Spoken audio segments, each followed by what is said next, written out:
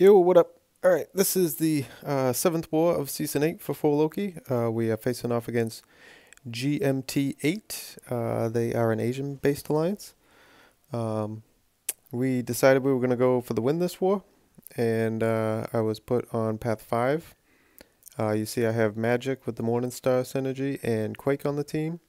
I had a lot of champs tied up in Alliance Quest, so this was pretty much, the best team I could bring for the path. This first node, node 10, is a rank 4 Heimdall. Just going to bait out the SP1 here to start. I get the good spacing on it, so I'm able to counter the special with a heavy and take down the true strike. Not have to worry about, the auto block he can trigger. Now here, I tried the same thing, and I don't have good spacing for it. Take some hits there. Limbo bailed me out from a little bit of the damage, so nothing too bad there. But yeah, with Heimdall, really just gotta, make sure you don't attack into him when he has that true strike buff. You wanna try and get a heavy attack on him, which is quite easy to do. I just messed up on that, trying to throw that when I didn't have the proper spacing. But yeah, that's the first fight. Rank 4 Heimdall down, not too bad. This next fight, Node 16, is a unduped 6-star tech champion. This ends up being a Punisher 2099. So because of the power reserve, specials taking half the power to throw them, and then the kinetic reactor where blocked hits feed power. I just didn't want to go in with magic with how bad of a power loop you can get stuck in against Punisher 2099. So I went in with Quake here. Just going to try to play, the Quake style in the corner, parry free, so not feeding into the kinetic reactor at all. It's actually the first time I've tried to use Quake on a kinetic reactor node, so was a little, I wouldn't say iffy about it, but it was definitely a little nervous about going into it, just in case, I happen to screw up at all. Maybe he did end up getting some power in the fight. Could end up being a bad time, but yeah, went in with Quake. Really went well, as you can see. Worked the Quake style in the corner quite well. Never had to deal with his power at all in the fight, so all in all, went pretty damn good, actually. So yeah, that was 6-star Punisher 2099 on the Power Reserve Kinetic Reactor node. Now, next up is the Node 23 Masochism node. This is a rank 4 Cosmic with charges. This ends up being a Corvus. At this point, I had switched my masteries to have, the double edge half suicide build with the max recoil, so that specials with magic will actually heal her somewhat after the limbos expire. Now this fight, yeah, right here, I trigger the masochism and immediately drop my block. Like, that was 100% my bad. Luckily, I had the limbo up at the time, so it, healed all that damage back pretty much. Yeah, I don't know. Like, over the course of probably 2.5, 3 seasons, I think I did that a handful of times at most, where I would trigger masochism and not be mindful of it, and actually let my block down. And now in 2 of the wars that we've tried on this season, I've done it twice. So yeah, I don't know. Like, I guess my head's just really not in it entirely in war, it seems, because when we were going like all out in wars for all them seasons, like, that's just something that barely ever happened to me, and like it's been a constant thing that's occurred when I've done these nodes now this season. So anyway, besides that, next up we get the Node 29 Killmonger. I think I might actually do that in this fight as well. Not 100%, we'll see. I haven't actually watched back this footage, but just gonna heal up my magic here. I believe I throw on a power stat boost as well. Do I? Yeah. As you can see, I'm max boosted, just because, magic with this Killmonger, it can be up and down. Like, sometimes these fights can really come down to the wire. Sometimes they're over in a minute and a half, 2 minutes, so you really just never know. Having the Morningstar synergy does help, because it helps you to crit more when Limbo is up, which anytime you activate a special, Limbo's up, so it helps you to crit a lot more. You see right out the gate, I triggered the Masochism to feed the Mystic Dispersion. Pushed into his SP2, bait that out. Now I got the SP2s going for myself here. Got a couple quick cycled in right there. In this fight, I'm going to do it a little different than normal. Like right there, you see I went for the parry just to trigger the Masochism and feed my MD. Normally, I would just work the light attack counter tricks on his dash attacks, but a little bit more so in this fight than I have in the past. I try to trigger the Masochism with a parry as opposed to letting the SP2 trigger the Masochism. Just because, you know, the triggering the Masochism with the SP2 and the power lock can cause the power locks to not stick, whereas if you were to trigger it with a parry, you know, you can guarantee that you're going to stick the power locks and thus not have to worry about losing the power locks. You see there, he did a full combo into me, didn't throw a heavy. I had tried to react to his combo with a combo of my own, but clearly I was just really slow with it. I ended up getting parried, ate a full combo. Luckily, the limbo negated a lot of that damage, otherwise my health would be a lot lower right now. Got a decent recovery from it after that. You know, got him backed up to the corner again now. Just gonna work these stand-up intercepts, keep these SP2s flowing as much as I can, hitting the stand-up intercepts quite well. Throw in the parries when the Masochism's down, and yeah, you can see I got some big crits there on the SP2, so that helped drop it. This actually ends up being my last fight of this war. Everything else was already cleared out. We did end up beating GMT8. Shout out to them, good war. I'm actually going to include footage of our following war, the 8th war of the season against Revolution Arena. In this war, we weren't going for the win. We were kind of just doing like a boss express, if you want to call it that, where we're not clearing all the paths.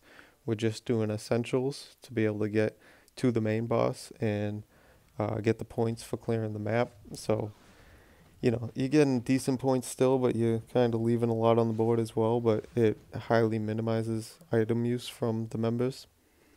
So here I'm on the Node 28 mini boss. This is the debuff immune with dismay and something else. Oh, stupefy, like prolonged stun effects and stuff. So here I had it was a rank 4 Medusa. Not boosted at all, got my full suicides going. Just, you know, play this like any Medusa, try to bait the heavies.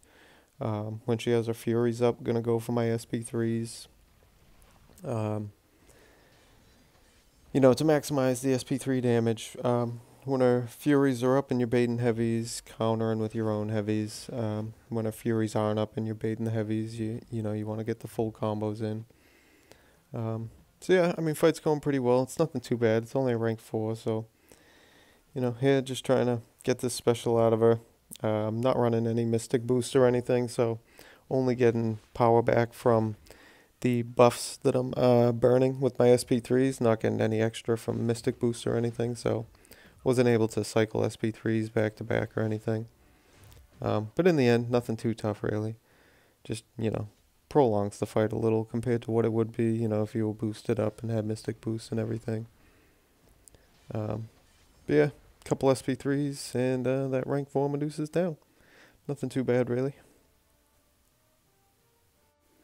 Now the next fight I got, which I did scout my path a little, which is why I have Ghost, Magic, and Quake. Now this next fight is a rank 5 Science with charges, and I know this is a MODOK, so gonna go in here with Quake actually.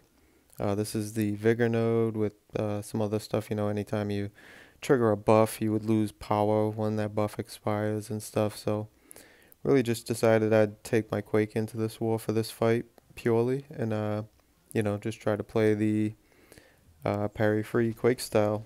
You see right there, I threw a heavy right off the bat, really didn't even quite mean to do that and shouldn't have done it because I'm giving him early power, which if I were to mess up at all, that could become an issue if he were to fill a bar of power. But yeah, just gonna work the parry-free Quake style in the corner here. Oh, excuse me. Hope that, you know, I do it well. One of the reasons, like you can parry on this node, there's no limber or stun immunity or anything, but when you play Quake trying to land parries, if you don't land the parries and only get in a block, the AI has a stronger tendency to possibly follow up one of your blocks with throwing a heavy, in which, Modoc's heavy in the corner can be tough. I know you can like double heavy with Quake to get the auto evades on it, but it can be a little tricky. So really just, did the parry freestyle, went really well, got the Modoc down. So very happy with how that fight went.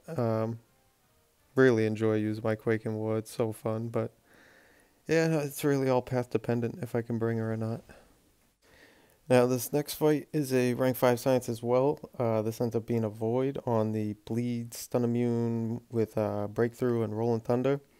You see I have a rank 5 ghost. I actually just ranked her up the night before. This fight goes poorly. Like, there's nothing more to it than that. Like right here, I slowly react to the heavy, end up eating a combo there. Like, alright, like right out the gate, not the way I wanted this to start. Now I got a debuff on me, only 8 hits on him, he's going real passive. He's got the bar of power, gotta get the special out of him. So boom, I get the 10 hits, now I got the buff off me. Now I'm about to have another one on me, he throws his special right away, which helps, so I get the second buff off me, all's looking pretty well. I don't have any synergies, so right here, I wait for my phase to come back, let him come in, and immediately phase to throw the special so I could hit with all crits on it. Now I got a buff on me again, gotta get this off. He goes a little passive backing off. I tried beta heavy, doesn't throw it. Tried beta heavy, doesn't throw it. So here I get the buff off me, but I don't have wasp synergy. I can't throw the unblockable special. Now I got a buff on me, and at that point, yeah, I died. So yeah, little bit of a learning experience there with Ghost. The early screw up in the fight definitely didn't help. I actually thought in the fight that Ghost could phase off Void's debuffs. I didn't realize it's only damage over time debuffs. So when I first tried to phase off one of his debuffs and it didn't occur, that was kind of in the back of my mind over the course of the fight too, thinking like, what the hell just happened? I thought I could phase his debuffs off. So all in all, like, that fight was just a learning experience. I messed up right out the gate. That didn't help me at all. And then, just never really seemed to recover. Yeah, just wasn't a great performance. But, took a death. Really didn't matter. We're not going for the win this war. We're not clearing all the paths. Something to take away some lessons from and where I messed up in that fight. But here now, moving on to this stun immune unblockable special 1 rank 4 Spider-Man. Here I'm gonna go in with my Quake and give it my best. So yeah, this is stun immune, so there'll be no parrying, there'll be no stuns on him when all the Quake charges time out. So just gotta work this stun immune parry freestyle with Quake in the corner here and give it my best. So yeah, just gotta be mindful of like what their ending medium attack is, which even then I don't keep a great track of in this fight. But anytime they're ending on a medium attack, you want to be triggering back-to-back heavies, or at least I find for me that's what works best. Sometimes when you evade and then go into a heavy on their last hit of their combo, it seems like if they're really aggressive, they can catch you before you get that heavy, whereas for some reason with the back-to-back heavies, they don't catch you. Right there, you see I slipped up, took a couple hits. And that could just be me. I don't know. Maybe it's something with my timing. I just find that works best for me with the ending medium of their combos. But yeah, other than the little mess up, really was pretty smooth. I'm quite happy with how that went. But yeah, that was my last fight this war. Revolution Arena did win the war. Shout out to them, great war, and thanks for watching.